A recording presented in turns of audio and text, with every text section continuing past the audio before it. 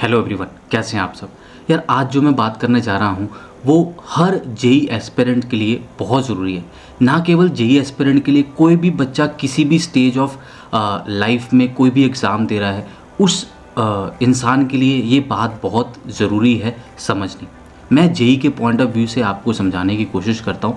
यकीन मानिए, इसको अगर आप समझ जाएंगे तो आपके जेई का जो प्रेपरेशन का जो टाइम है, जितना भी टाइम आपके पास बचा है, चाहे वो 2 साल हो, 1 साल हो, 6 महीने हो, 4 महीने हो, जितना भी टाइम बचा है, वो बहुत बेहतरीन तरीके से आप यूटिलाइज़ कर पाएंगे। देखिए होता क्या है कि हम कोई भी चीज़ की, कोई भी एग्ज़ाम की प्रेपरेशन स्टार्ट करते हैं। लेट से हम जेई की प्रेपरेशन को स्टार्ट करते हैं, है ना। चाहे वो हम 11th में स्टार्ट करें, चाहे हम 12th में स्टार्ट करें, चाहे हम 6 महीने पहले स्टार्ट करें। हर बच्चा अलग अलग स्टेज पे प्रेपरेशन को स्टार्ट करता है, डिपेंडिंग ऑन उसके आसपास एनवायरनमेंट कैसा था, उसकी अवेयरनेस लेवल कैसे थे, कब उसको जाके जेई के बारे में पता चला, है ना।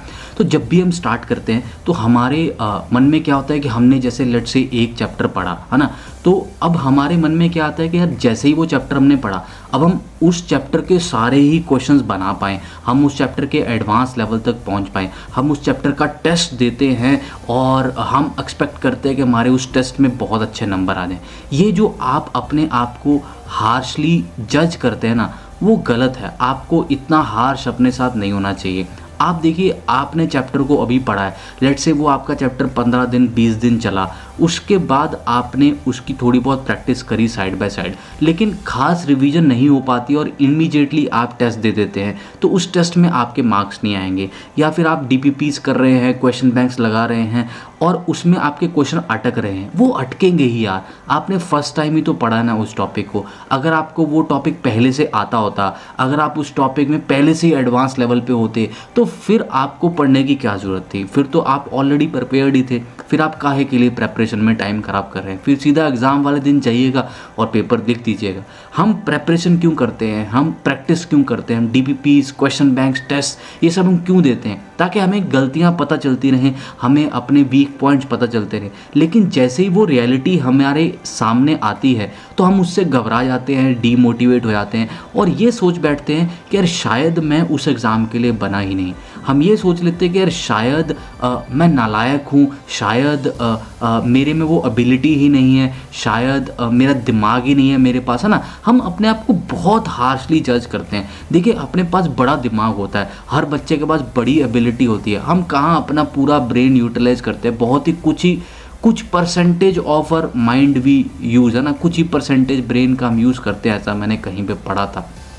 तो आप ये देखिए कि यार आपके अंदर पोटेंशियल बहुत है। अब उस पोटेंशियल को बाहर निकालना है, आपको उसको हार्नेस करना है, उसमें टाइम लगेगा। आप देखिए, आपने अगर एक टॉपिक को आज पढ़ा है, आप उसको टाइम दीजिए। वो टॉपिक आपने पढ़ लिया है, मान लीजिए 15-20 दिन आपने लगा लिए, थोड़ा सा गैप दीजिए, उसको पहला रिवाइज़ करिए, पहली रिवीजन का एक स्लॉट बनाइए, उसको रिवाइज़ करें।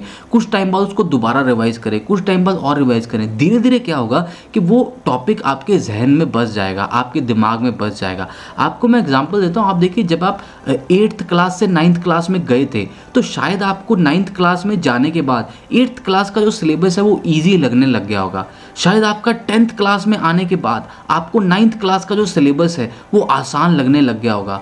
11th में जब आप आए होंगे तो आपको 10th का मैथ जो है वो ईजी लगने लग गया होगा, जबकि वो स्टार्टिंग में ईजी नहीं लगा था। जब आपने फर्स्ट टाइम पढ़ा था तब ईजी नहीं था, लेकिन आपने उसको 1 साल का पूरा समय दिया। बार बार आपके यूनिट टेस्ट हुए स्कूल्स में, weekly test, unit test, monthly test, half yearly, final, pre board, कितना कुछ हुआ। इतनी बार उसकी रिवीजन हुई, इतनी बार उसकी प्रैक्टिस हुई। उससे क्या हुआ, वो टॉपिक स्ट्रांग होते गए, वो क्वेश्चंस की मैनिपुलेशंस आपके जहन में बैठते गए और जब तक आप अगली क्लास में पहुंचे तब तक आपको पिछली क्लास जो है वो कॉन्फिडेंटली आपको क्वेश्चंस, आप अपने छोटे भाई बहन को 9th के 10th के क्वेश्चन बहुत ईजिली एक्सप्लेन कर सकते हैं, बहुत ईजिली उनको सॉल्व कर सकते हैं। तो जेई में भी वैसा ही कुछ है।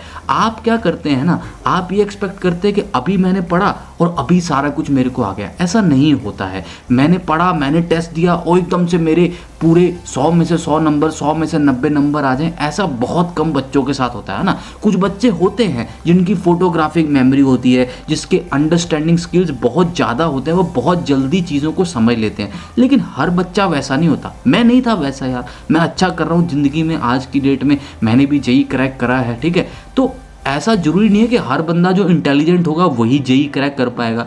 जेई का जो पेपर है वो ये जज करता है कि आपका टेम्परामेंट कैसा है एग्ज़ाम का। डेफिनेटली पढ़ना पड़ेगा, बिना पढ़े तो होगा नहीं, लेकिन मैं कह रहा हूँ पढ़ो थोड़ा आराम से, खुश होके, बिना टेंशन के और बिना एक्सपेक्टेशंस के पढ़ो। शुरुआत में एक्सपेक्टेशन मत रखो। एक्सपेक्ट करना तो लास्ट में जाके, जब तुम्हारा पूरा सिलेबस हो गया है, जब तुम्हारी रिवीजन हो गई है, अब तुम एक्सपेक्ट करो कि मेरे कितने नंबर आएंगे। अब तुम सोचो मैं कितना रैंक ला पाऊंगा। तुम क्या है, तुम स्टार्टिंग में सोचते हो कि मैं कितना रैंक ला पाऊंगा अगर मैं पढ़ूंगा, मेरे कितने नंबर आ जाएंगे अगर मैं ऐसे ऐसे पढ़ लूँ। वो फ्यूचर कोई भी प्रिडिक्ट नहीं कर सकता है। अगर आप किसी से पूछ रहे हैं तो आप बेसिकली उस बंदे को फोर्स ही कर रहे हैं कि वो आपको ऐसी झूठी कोई तसल्ली दे दे कि भाई तू ऐसा ऐसा इतना इतना रैंक लेके आएगा।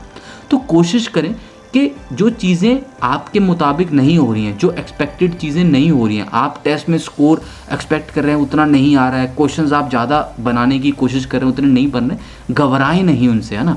मेहनत करते रहें, अपना एफर्ट डालते रहें, थ्योरी को कवर करते रहें, अपने मैनिपुलेशन को सीखते रहें। आपका लक्ष्य क्या होना चाहिए? चीज़ों को सीखने का, ना कि अपने आप को जज करने का। जज करना तो बिल्कुल लास्ट स्टेज में जाके जज करेगा, बीच बीच में जज मत करें। एक ही फैक्टर जज करना है कि आज मैं 12 घंटे पढ़ लिया क्या, आज मैं 10 घंटे पढ़ लिया क्या, जितना मेरा टारगेट है क्या मैं उतना टारगेट कंप्लीट कर पा रहा हूँ, बस उतना ही जज करना है खुद को। और कोशिश करनी है कि वो डेली टारगेट जो हैं, जो आपके टाइम टेबल में जो आपके गोल्स हैं, उनको आप वीकली मंथली अचीव करते चलें। बस इतना आप जज करिए और पढ़ाई करते चलें। हर ईयर के एस्पिरेंट के पास सफिशिएंट टाइम होता है जेई को क्रैक करने का। आप बड़े आराम से बहुत स्मूथली कर पाएंगे। हमेशा डिटेल कोर्सेज को प्रेफर करें और सिस्टमेटिकली पढ़ें, है ना। शॉर्टकट से आप जेई को क्रैक नहीं कर पाएंगे।